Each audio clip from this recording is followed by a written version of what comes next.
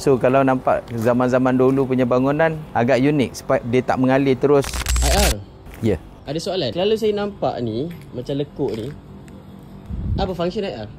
Oh, lekuk. Ni bukan lekuk sebenarnya. Kita panggil sebagai gata. Kalau tengok ni, nampak tak ni? Ini binaan yang lama ni, nampak? Ni saya duduk ni dekat tengah-tengah ni. Lepas tu lantai ni dia ada sloping kiri dan kanan. So maksudnya kalau air hujan ni daripada atas dia turun, dia akan mengalirkan air kat sini. Ini nama dia gata lah. Dalam kes yang macam ni, ini nama dia RC gata. RC gata. RC tu stand for reinforced concrete lah. Sekarang dah banyak orang pakai PVC lah, yang pakai macam, saya tak tahu orang panggil apa? Palung. Bahasa Melayu dipanggil palung, tapi dipanggil gata lah. GI ataupun PVC. So tengok kat sini. Bila selalu ada kat sini, dia mesti ada outlet.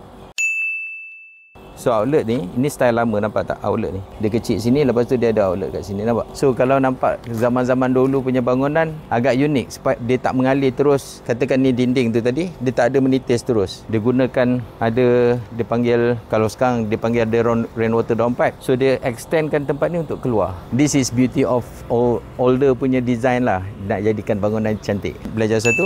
Okay, bye.